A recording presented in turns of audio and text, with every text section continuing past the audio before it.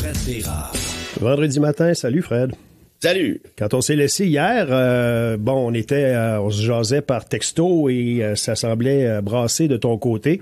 Je pense que tu été là-dedans pas mal de la soirée. Qu'est-ce qui se passe? Veux-tu nous en parler un peu?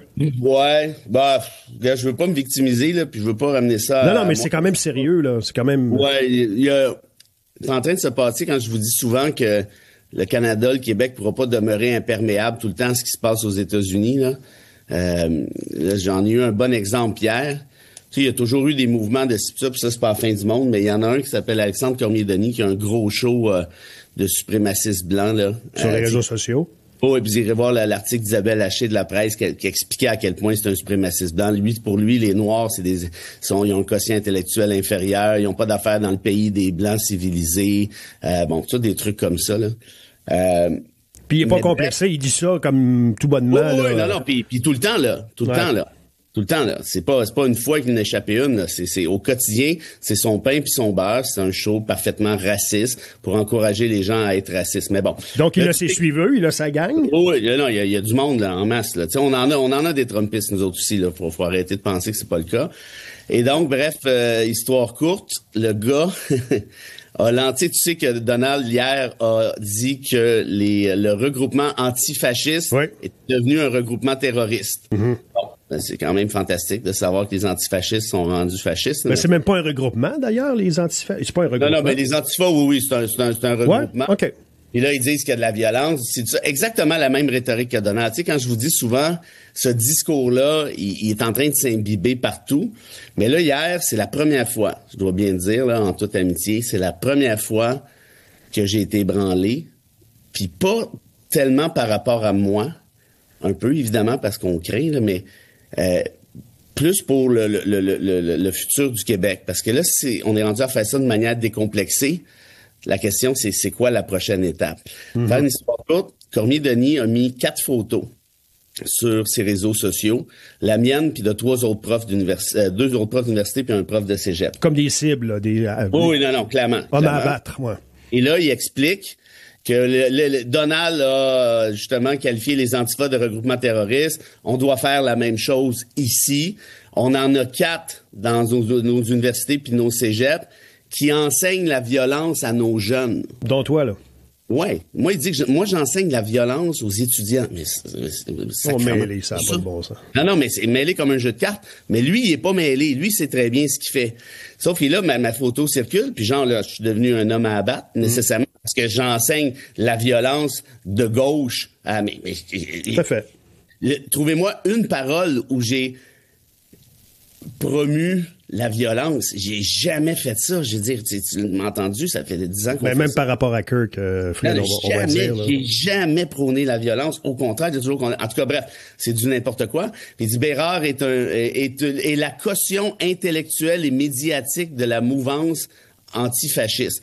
Tu sais, tu prends ça isolément, moi, je trouverais ça, c'est un honneur, là, donnez-moi médaille. Ouais. Mais là, c'est pas ça. Pour eux autres, des antifascistes sont dangereux. On enseigne la violence aux étudiants. Fait que là, évidemment, lui, il met ça sur ses pages. Qu'est-ce que tu penses qui arrive? Ouais. La gang se déchaîne. Il doit être rendu à 250-300 partages la dernière fois que j'ai regardé. Et il y en a là-dedans qui disent qu'il faut éliminer cette vermine.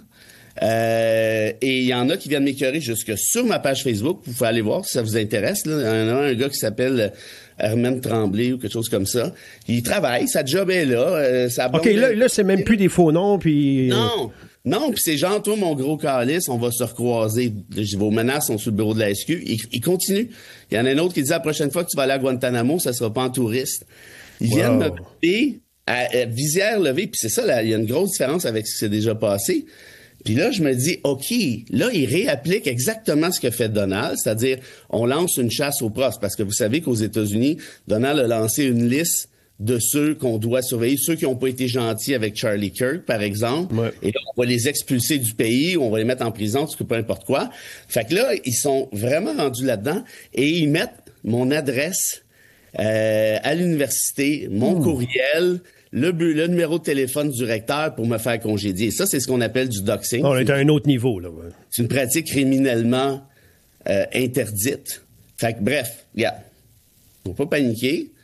Tout est beau. Il va se faire poursuivre en diffamation. puis solide à part de ça. Tout est arrangé. On va se faire poursuivre pour doxing. La police est avisée. Puis j'invite tout le monde qui est dans cette situation-là à ne pas se laisser intimider. Honnêtement, c'est le bout qui est tough, là. Mais il faut pas reculer, là. Tu sais, moi, je te l'ai dit, chez Nouveau, ils voulaient pas publier ma chronique mardi, même si elle était super soft, elle était super polie, parce qu'ils disaient, hey, on l'aime ta chronique, Fred, mais ils sont rendus fous, tu vas avoir du trouble. Et là, j'ai certains de mes proches qui me disent, lâche les médias, là, tu vas te ramasser avec une balle dans la tête, là. Ça, on est rendu là, je me fais dire ça, là. Tu vas te ramasser avec une balle dans la tête, arrête de faire des médias, t'as d'autres jobs, tu sais, concentre-toi sur tes autres affaires, disparaît, mais je vais pas faire ça.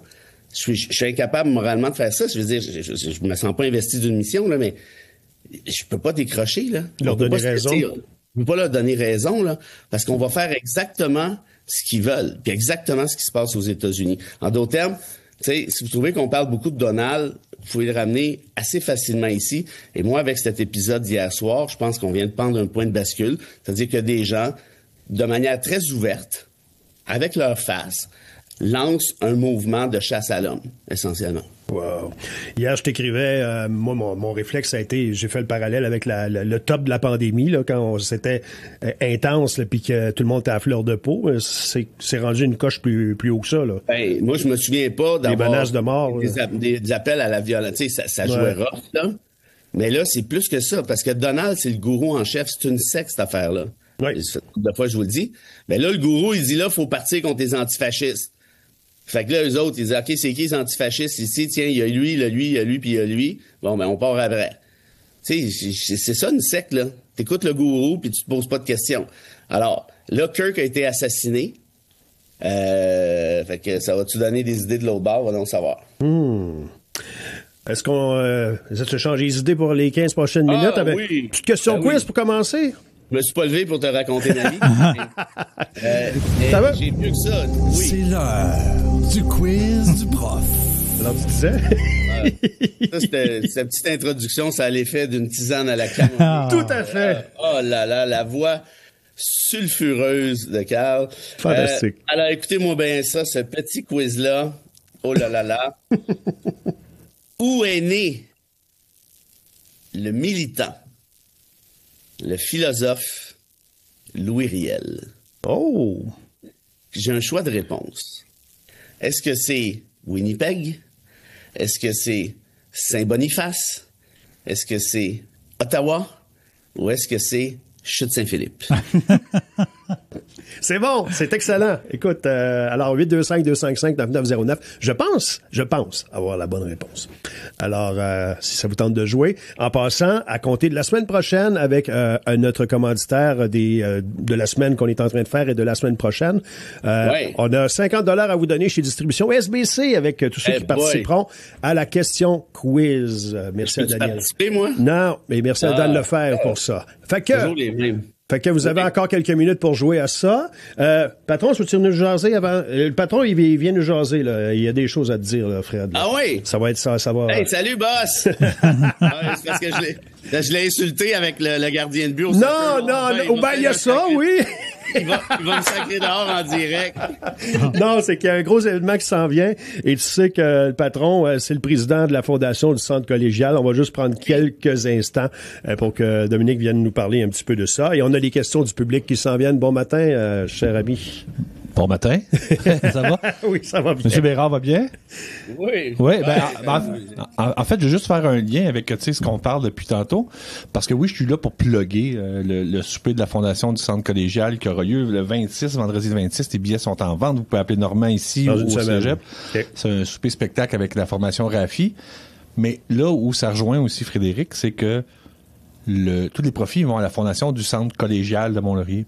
Puis ça fait des années, moi, que je m'évertue à dire ça. Tout ce qu'on vit présentement, avec le genre de guerre, tu sais, là, c'est la guerre entre l'extrême gauche et l'extrême droite. Le mot important là-dedans à retenir, c'est extrême. Ouais. C'est pas gauche, pas droite. Hein. Les gens ont le droit d'être à droite, ont le droit d'être à gauche. Et quand tu vas dans les extrêmes... Et la majorité des gens se situent entre les deux. Là. C'est ça. C'est ça qui fait tout le problème. Puis moi, j'ai toujours prôné qu'une des façons de peut-être calmer la société, mais c'est que les gens... C'est l'éducation. L'éducation, tu sais, il faut que les gens ils apprennent l'histoire, apprennent des choses, puis qu'il y ait des... Parce que quand tu sais pas d'où tu viens, c'est dur de savoir où tu vas, tu sais. Fait que C'est pour ça que cette cause-là me tient à cœur, parce que je pense que ça a un gros levier dans ce qu'on vit. Puis c'est ça. Puis je trouve important que... Puis je fais un appel à tous les gens de la région. On a encore des billets à vendre, puis c'est vraiment important. Puis il y a des prix à gagner. On les voit, les prix. Le backstore est plein. Il y a un encan qui est relieux, crié silencieux. Tu peux gagner des génératrices, des foyers. Il y a toutes sortes d'affaires. C'est vraiment l'activité qui nous tient en vie. Puis cette année, ça tombe sur le temps de la chasse à l'Orignal, le 26. Puis là, c'est plus difficile de vendre des billets. Fait que je fais appel à tous les gens, les commerçants de la région, chez avant la chasse. Appelez-nous, venez faire un tour. Vous allez voir, c'est un party garanti. C'est fou. Puis c'est vraiment pour la cause. Fait que Fred, si t'as rien à faire vendredi le 26. Excellent. L'éducation, c'est important, Freddy. Oui, j'entends. Il t'entendait pas, Dominique. Je suis sûr que c'était bien bon. C'est bon. L'invitation est lancée. Donc, dans une semaine d'ici, Dominique, les gens peuvent se procurer des billets pour être de cette soirée-là. Ouais. Merci beaucoup d'être passé. Et on a des questions qui viennent du public, mon cher ami Fred. On va commencer par celle-ci qui vient de Michel Lelele, qui dit qu'est-ce que tu penses de l'entrevue de Kim Thuy qui a révélé à un journaliste de Radio-Canada qu'elle a le cœur brisé, qui reconnaît plus son Québec à cause des politiciens qui mettent tous les problèmes de la société sur le dos des immigrants. Salut Michel, merci. Évidemment que je veux dire, je suis pas immigrant moi-même là, par définition. T'es parti de Mont-Laurier pour Montréal.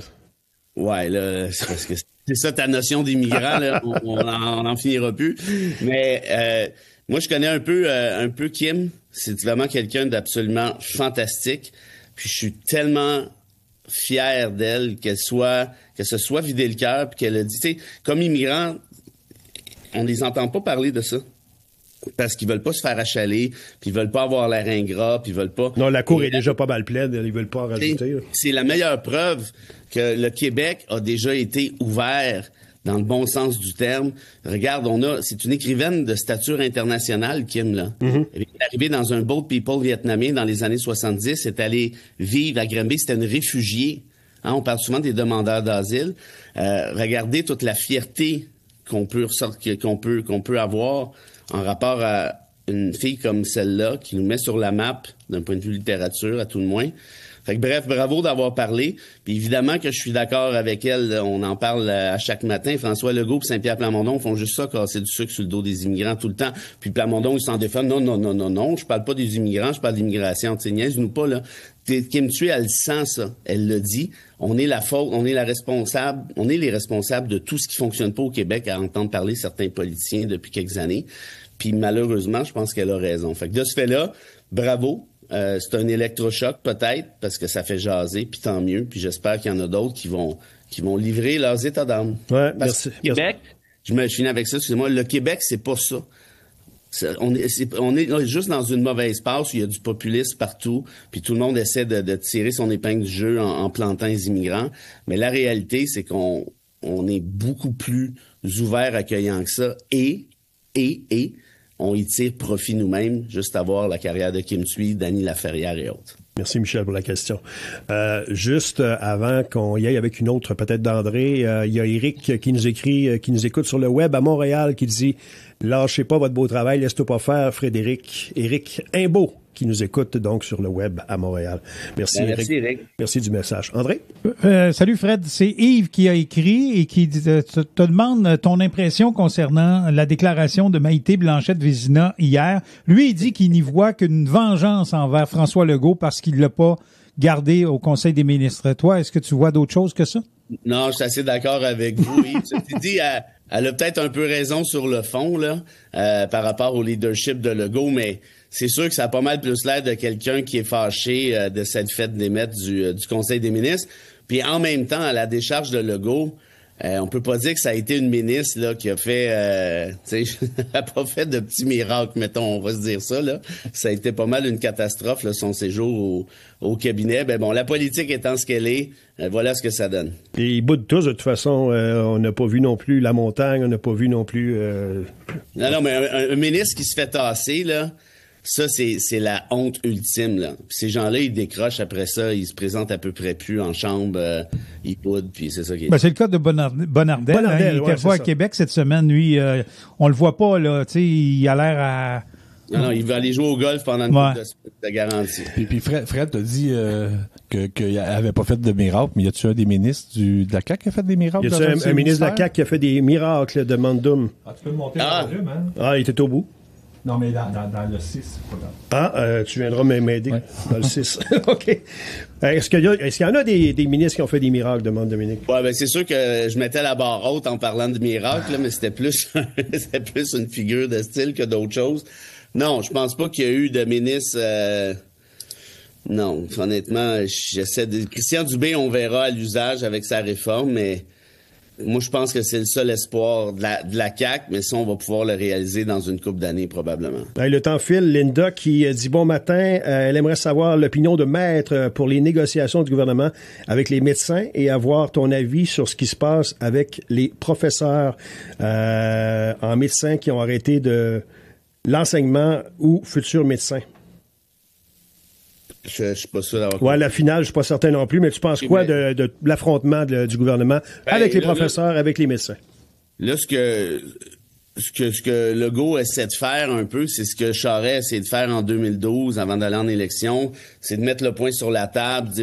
J'ai entendu d'ailleurs une publicité, je sais pas si c'est sur vos ondes ou ailleurs, là, à mon autre radio, mais du gouvernement du Québec qui explique la position de Québec face aux médecins.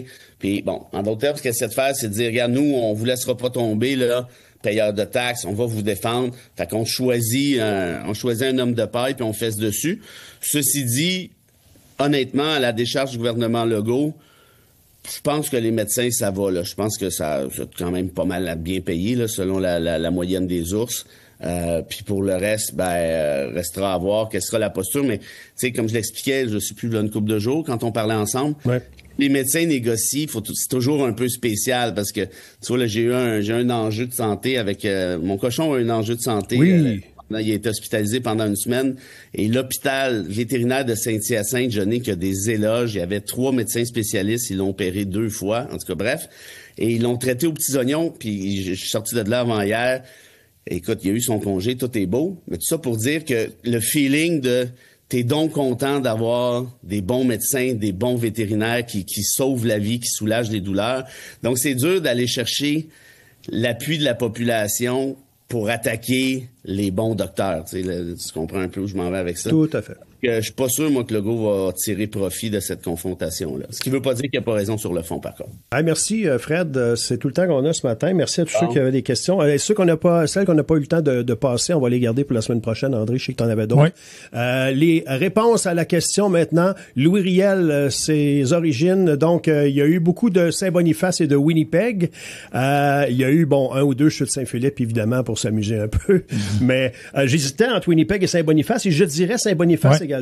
Bravo, Saint-Boniface, c'est pas mal la ville, c'est la ville francophone par excellence au Manitoba. Et évidemment, Riel est né, ça commence à faire un petit bout de temps. Et ce qui est drôle avec Riel, c'est qu'il continuait d'être élu au Parlement à Ottawa par la population qui l'adorait, quand la Manitoba est devenue une province en 1871. Sauf qu'il était recherché, il avait été accusé pour haute trahison et pour sédition, parce qu'il y avait eu une révolte à la Rivière-Rouge, puis il avait tué un des soldats britanniques à l'époque. En tout cas, bref, toute une longue histoire. Et à la fin, ils l'ont ramassé en Saskatchewan, parce que la Saskatchewan voulait refaire le même coup, c'est-à-dire, on va utiliser des moyens les plus, les plus discutables, disons ça comme ça, pour créer une province. Fait qu'il est allé aider les Métis de la Saskatchewan, et là, Ottawa l'a ramassé solide. Ils l'ont pendu avec un jury de 12 personnes. Il n'y en a pas un là-dedans qui parlait français. Il n'y en a pas un là-dedans qui était métis ou issu des Premières Nations. Ouais. C'est une espèce de procès bâclé. Il a refusé d'invoquer l'aliénation mentale parce qu'il avait dit à ses avocats, voyons donc, je suis pas fou, alors qu'il se promenait à cheval avec un crucifix pour éloigner les esprits, les mauvais esprits, tu vois, genre. Puis quand il a été condamné, il est allé voir ses avocats, il dit, pensez-vous que je peux changer d'idée puis invoquer l'aliénation mentale? Ils ont dit non, trop tard. Et ils l'ont pendu, et le salaud de Johnny MacDonald avait dit ceci, Louis Riel sera pendu même si les chiens du Québec aboient en sa faveur. Oui. Daniel Éric, Françoise, bravo à tous ceux et celles qui avaient la bonne réponse. On se quitte là-dessus. Fais attention à toi, Fred. On se reparle lundi. Salut les amis. Essaie de décrocher un petit peu. Ah oui, en masse. Salut, là. Bon week-end. Le commentaire de Frédéric